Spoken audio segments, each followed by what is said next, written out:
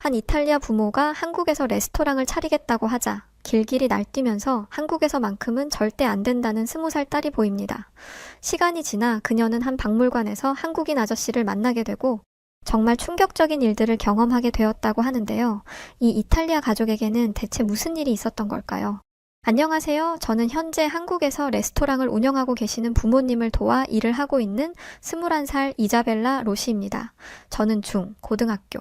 그러니까 사춘기 시절의 경험이 아주 중요하다고 생각하는 사람 중 한 명이에요. 이 시기에 무엇을 듣고 자랐는지가 사람의 가치관을 만드는데 아주 큰 영향을 끼치더라고요.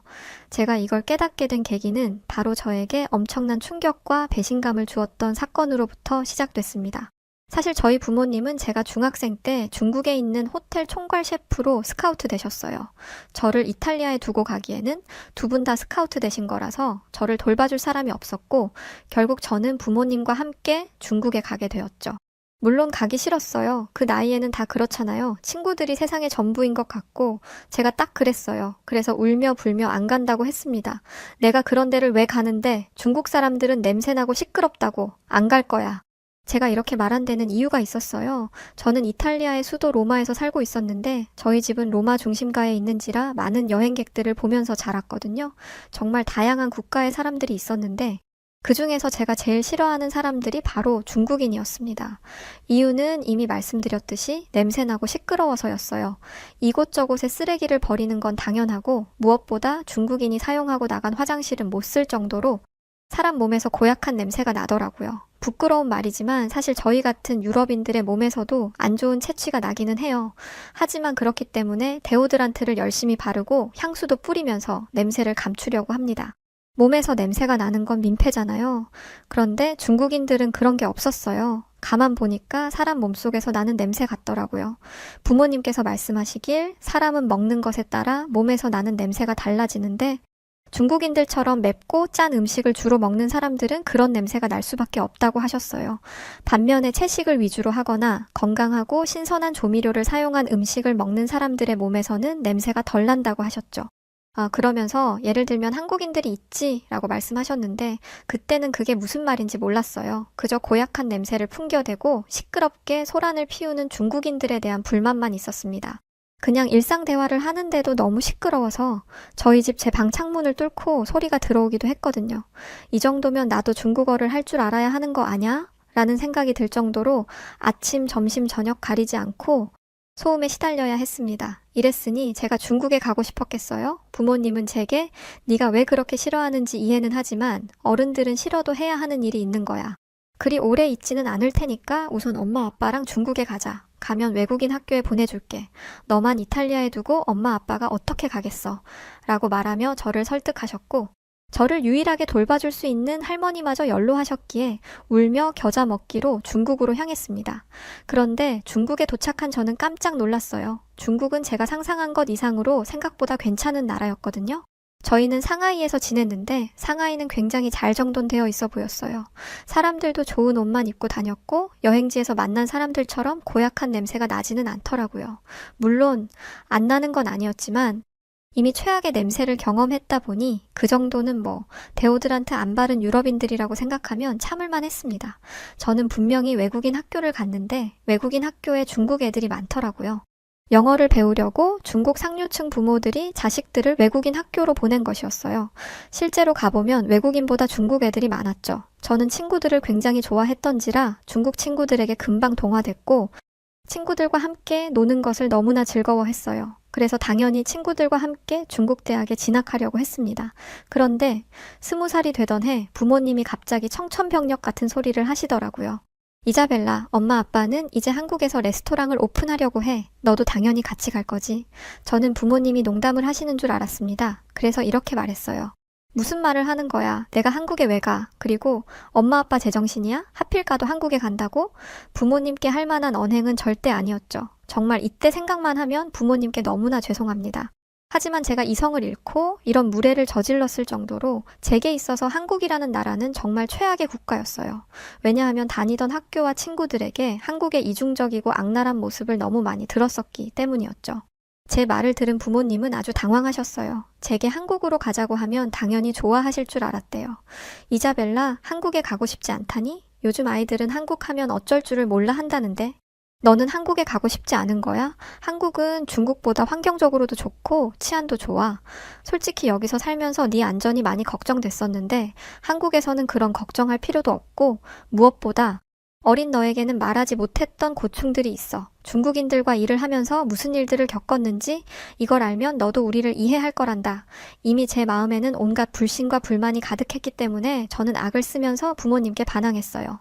절대 안 가. 외국인들이 좋아서 미친다는 한국 문화들 다 중국에서 베껴온 거라는 건 알아?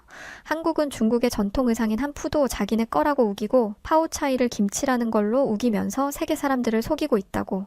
이뿐만이 아니라 아빠가 좋아하는 손흥민 선수도 한국인이라고 한다는데 그건 알고 있어? 나는 그런 못돼 처먹은 나라는 가지 않을 거야. 부모님은 중국에 온 후 단 한 번도 큰 소리 낸 적 없던 제가 이렇게 군이 매우 당황하신 모습이었어요. 하지만 끝까지 저를 설득하려 하셨습니다. 이자벨라, 엄마 아빠를 한 번만 믿어보렴. 솔직히 말해서 네가 하는 말은 처음 듣는 것들이야. 하지만 엄마 아빠가 아는 한국은 절대 그럴 나라가 아니야. 오히려 중국인들을 가까이에서 경험해본 우리는 중국인들의 말이 더욱 의심스럽구나. 저는 이 말에 또 울컥했죠. 엄마 아빠가 어떻게 한국 편을 들어? 이건 배신이야. 하지만 부모님의 뜻을 꺾을 수는 없었고 한국에 가면 생각이 달라질 거라는 부모님의 말에 결국 한국으로 오게 되었어요. 물론 한국에 온 지 6개월 후에도 제 생각이 변하지 않으면 저는 제 소중한 친구들이 있는 중국으로 돌아갈 거라 말했습니다. 중국을 떠나는 날 친구들에게 문자가 쏟아졌어요. 벨라, 한국에 가면 사람들한테 한국의 이중적인 모습을 꼭 보여주고 와야 돼. 벨라, 네가 우리를 배신하지 않을 거라고 믿어? 꼭 돌아와? 저는 친구들의 문자에 힘을 얻고 한국에 도착했습니다. 그런데 아니나 다를까 마음에 드는 게 하나도 없더라고요. 사람들도 무뚝뚝했고 표정도 없는 것 같고 그래서 불친절해 보였습니다. 또 도시가 얼마나 복잡한지 제가 아무리 길치라고 해도 이 정도는 아닌데 건물 하나 찾아가는 게 너무나도 어려웠습니다. 그래서 저는 이 복잡한 도시를 떠나서 한적한 곳으로 가고 싶었어요. 그리고 한국에 도착하자마자 뭐가 그리 좋은지 안색이 변한 부모님도 보고 싶지 않았고요. 저를 소중한 친구들과 떼어내어 한국이라는 이 별 볼 일 없는 나라로 데려왔으면서 부모님은 누구보다 한국 생활에 만족하고 계셨거든요. 그래서 저는 반항하는 의미로 여행 가방을 싸서 멀리 여행을 다녀올 거라고 했습니다. 부모님은 한국 국내 여행을 하려는 거니? 라고 물으시고는 쿨하게 허락을 하셨어요. 당황했죠. 저는 제가 이렇게 여행을 간다고 하면 부모님이 절대 안 된다고 말리실 줄 알았습니다. 엄마 아빠가 미안하다고 그렇게까지 이 도시가 마음에 들지 않았던 거냐고 네가 원하는 것을 들어줄 테니 여행만은 절대 안 된다고 하실 줄 알았어요. 왜냐하면 저는 지금까지 여행을 가본 적이 없거든요. 이유는 위험해서였죠. 그런데 정말 이상하게도 부모님은 너무나도 쿨하게 허락했으니까요. 중국에서는 여행의 여자만 꺼내셔도 노발대발 화를 내셨는데 한국에서는 불과 온 지 얼마 되지도 않았음에도 혼자 여행을 간다는데 고민도 없이 허락하셨습니다. 그래? 다녀오렴. 대신 어디로 가고 언제 오는지는 알려줘야 해 라고 말씀하셨습니다.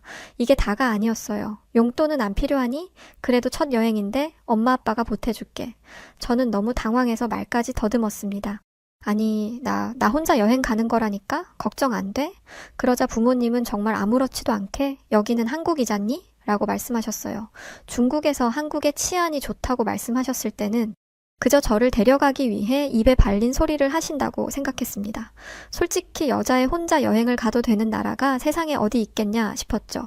그래서 약간 협박성으로 부모님에게 여행 얘기를 한 건데 아무렇지 않게 다녀오라고 하시니 저는 자존심 때문이라도 홀로 여행을 떠나야 했어요. 아무리 그래도 20살 여자애가 혼자? 그것도 배낭여행을? 이거 너무 위험한 거 아닌가? 난 한국을 전혀 모르는데? 라는 생각을 하며 두려웠지만 자존심 때문에 말도 못하고 제주도로 향했습니다. 그나마 조용한 곳이라고 하더라고요. 또 중국인들이 많이 가는 곳이라고도 들었습니다. 도착한 제주도는 제가 생각했던 것보다 훨씬 아름답고 한적한 곳이었지만 제 기대와 달리 중국인은 많지 않았습니다. 중국인들을 만나서 그동안의 고생을 털어놓을 수 있으려나 했는데 여행자 호스텔에서도 중국인들을 만날 수가 없었어요. 오직 한국인 대학생들 뿐이었죠. 처음에는 혹시 제게 나쁜 짓이라도 하지 않을까 걱정됐는데 한국인 대학생 무리에 여자도 껴있었고 아주 건전하게 맥주 한 잔씩만 하면서 대화를 나누더라고요. 제가 중국 친구들을 진짜 좋아하기는 하는데 중국 애들은 솔직히 좀 지저분하게 놀거든요. 중국 애들이 다 좋은데 그것만큼은 너무 싫었던 터라 한국 학생들이 조금 다르게 보였습니다.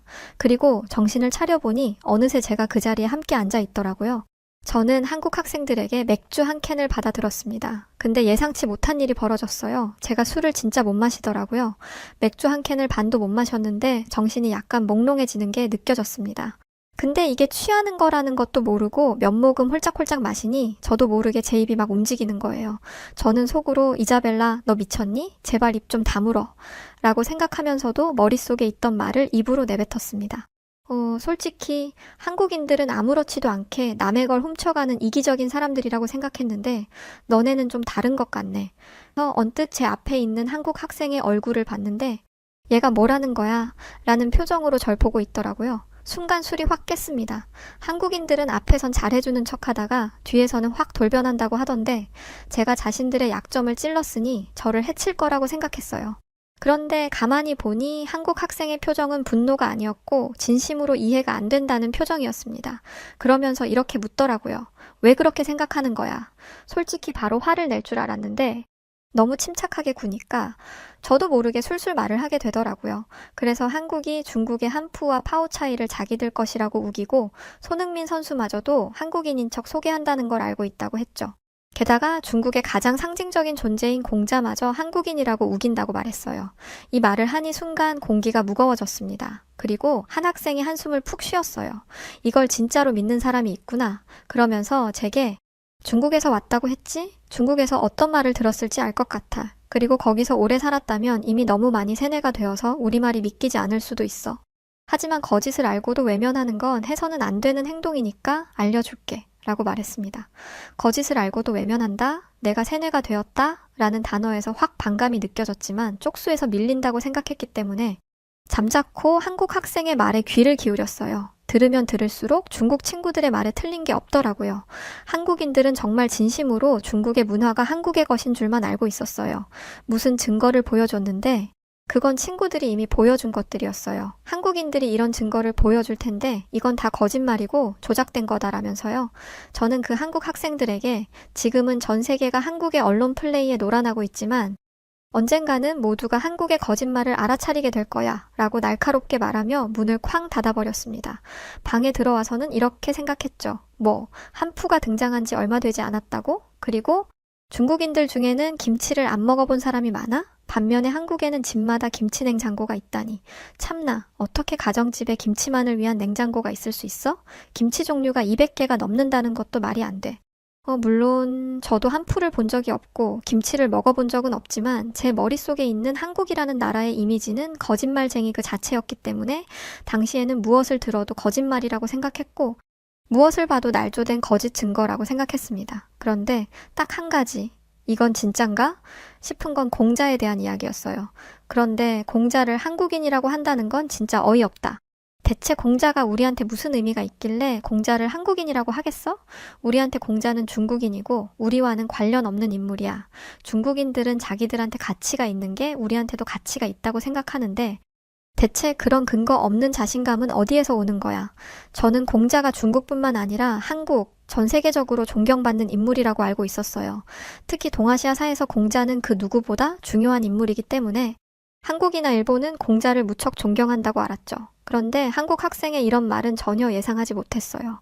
한푸가 한국 거고 어쩌고 하는 건 예상한 내용이었지만 공자 일은 정말 어이없다는 듯이 말하더라고요. 그리고 손흥민 선수에 관한 내용은 혹시나 해서 제가 스스로 찾아봤는데요.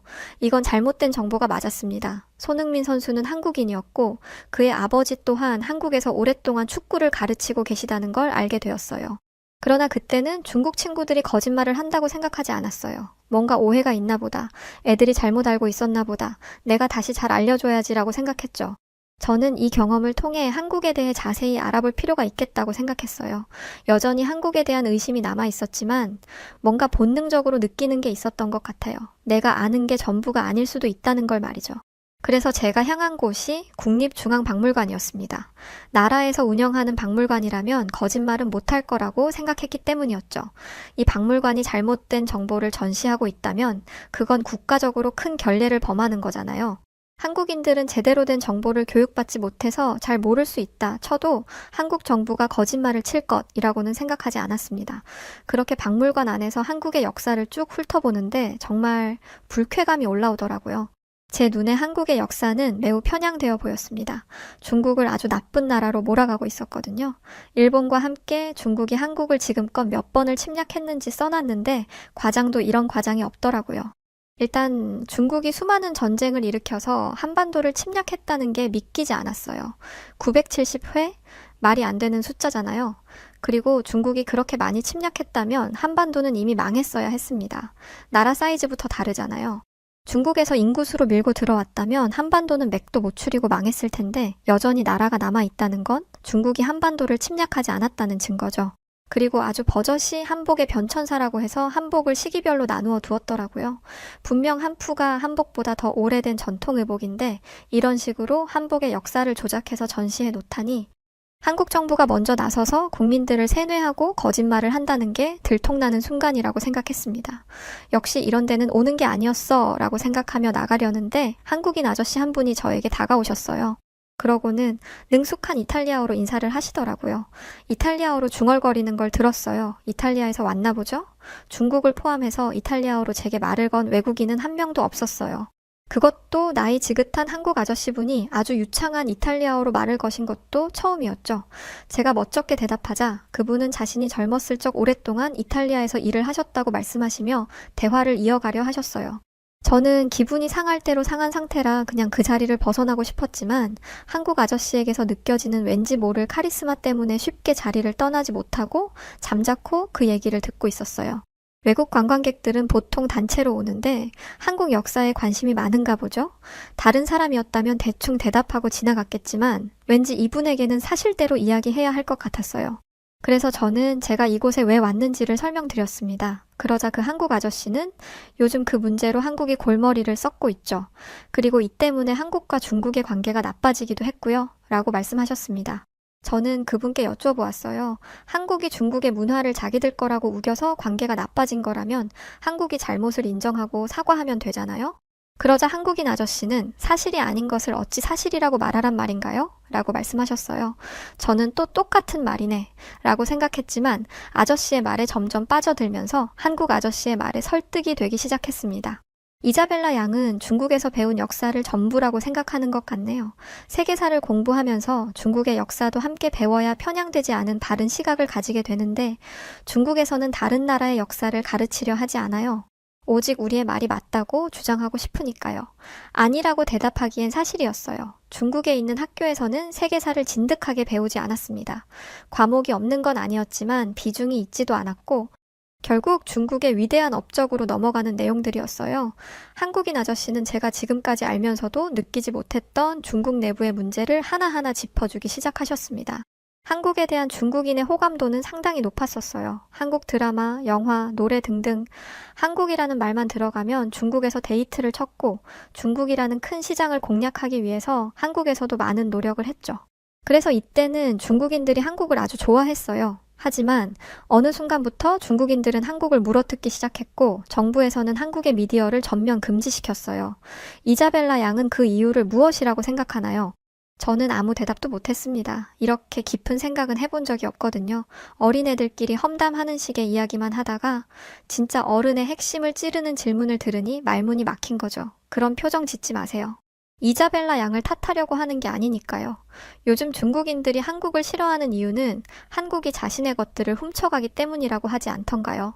저는 고개를 끄덕였습니다. 그리고 저도 그것이 사실이라고 생각한다 했죠. 그러나 한국 아저씨의 입에서 나온 말은 제가 상상조차 하지 못했던 류였어요. 우선 한국이 가져갔다고 우기는 건 중국 정부의 거짓말입니다. 한 나라가 조직적으로 정보를 조작하고 국민들을 속이는 게 이해가 안 되겠죠. 믿어지지도 않을 거고요. 생각해보니까 그렇더라고요. 설마 정부가 국민을 상대로 사기를 치는 게 말이 돼? 라는 생각을 자연스럽게 가지고 있었기 때문에 중국의 주장이 당연히 사실이라고 생각하고 있었던 거예요. 그런데 중국 정부는 한류가 중국 내에 들어오는 것을 위험 요소로 판단해서 이와 같은 가짜 뉴스를 만들어 사람들을 선동하고 있었습니다. 한국이 사드를 배치한 뒤 한국에게 경제 보복을 하려고 했는데 중국인들이 한국 문화를 하도 많이 소비하니 한류 열풍을 막기 위해 악성 소문을 퍼뜨린 거죠. 듣다 보니 어이가 없더라고요. 학교에서 악질적으로 한 아이를 괴롭히는 애들이 있었는데 걔네가 하는 행동이랑 똑같았거든요. 거짓 소문으로 한 아이가 고립되게 만들고 그렇게 왕따를 만드는 거였어요. 저는 한국 아저씨에게 그동안 알지 못했던 중국의 모습을 듣게 되었습니다. 중국이 한국 전쟁 당시 북한군을 지원했고 이로 인해 전쟁이 장기화되며 한반도가 갈라지게 되었다는 것과 중국이 여전히 북한의 편에 서서 북한에서 탈출한 사람들을 북한으로 돌려보낸다는 것도 알게 되었죠. 북한 주민들이 그곳으로 돌아가면 어떻게 될지 뻔히 알면서도 말이죠. 게다가 국제적으로 이런 행위를 지적받음에도 고집을 부리는 거였습니다. 그리고 신장 위구르 자치구에서는 인격 말살 행위가 행해지고 있었어요. 이건 정말 믿기지 않았는데 유엔 보고서에 적나라하게 적혀 있더라고요.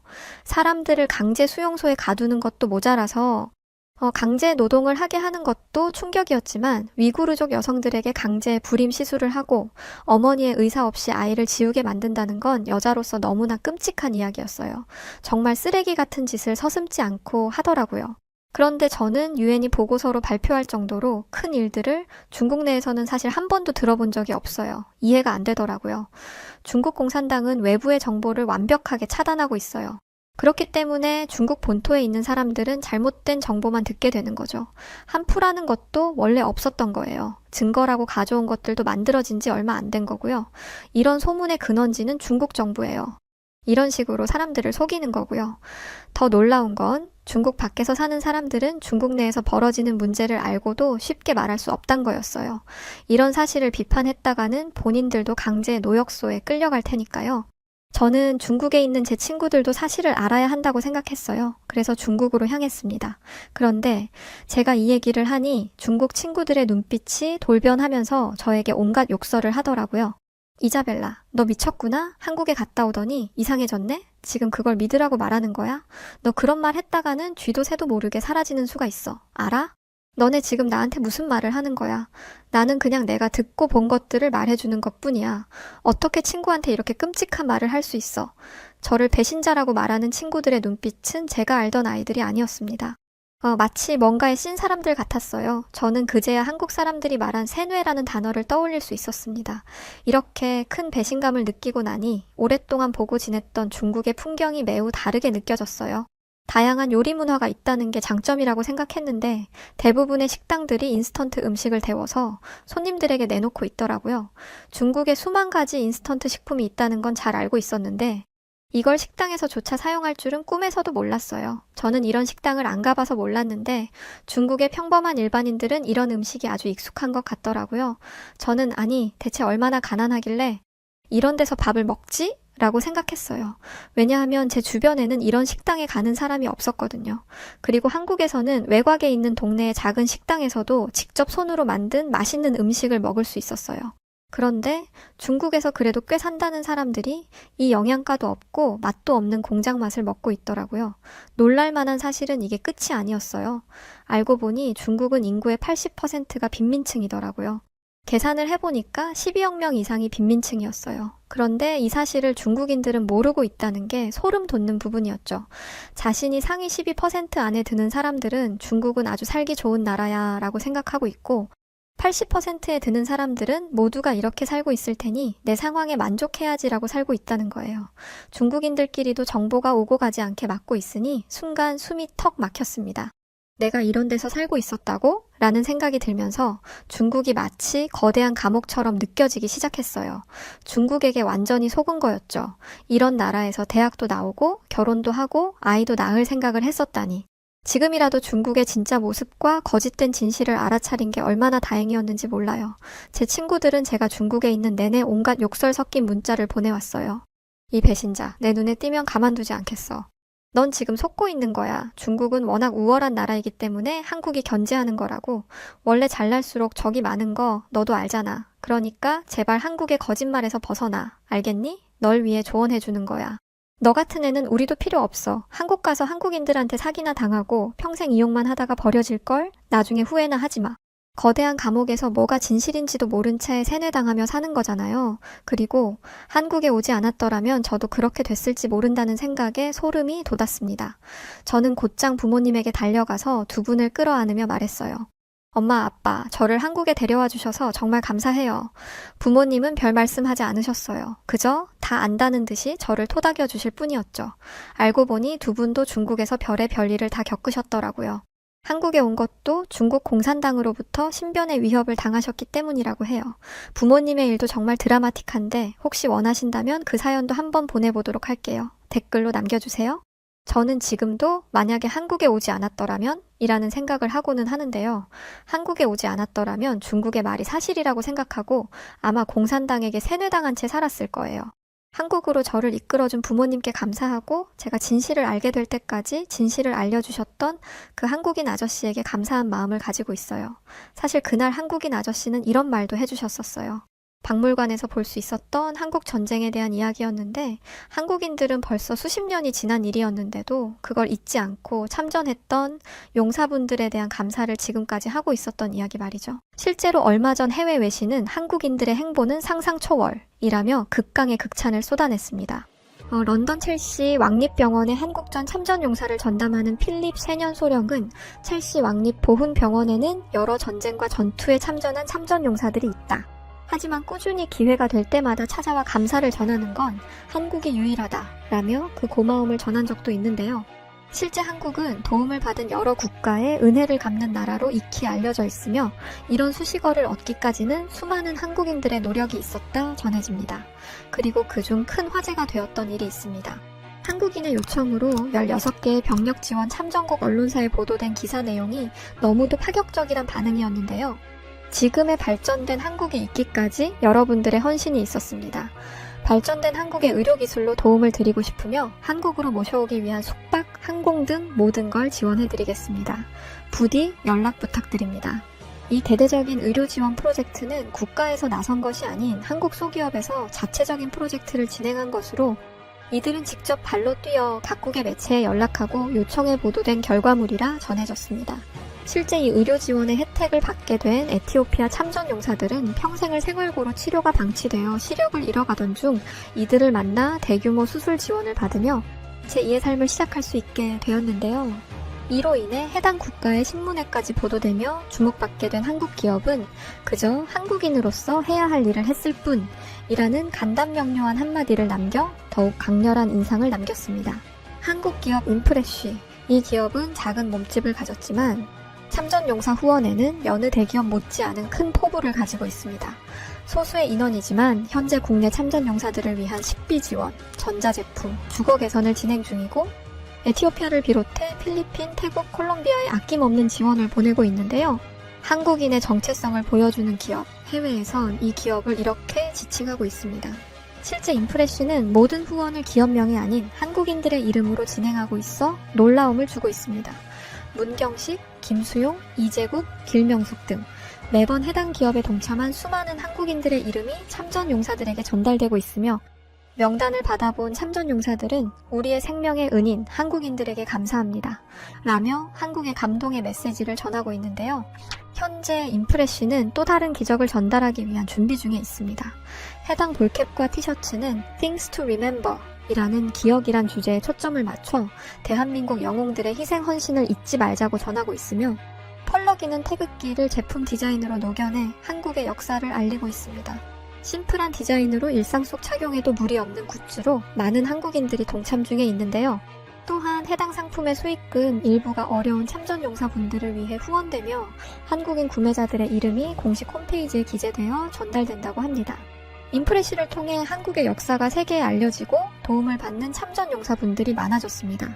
저희 여우튜브1, 여우튜브2 역시 한국인으로서 이 후원에 동참하였으며 많은 분들의 참여가 이 기업의 큰 원동력이 되지 않을까 싶습니다.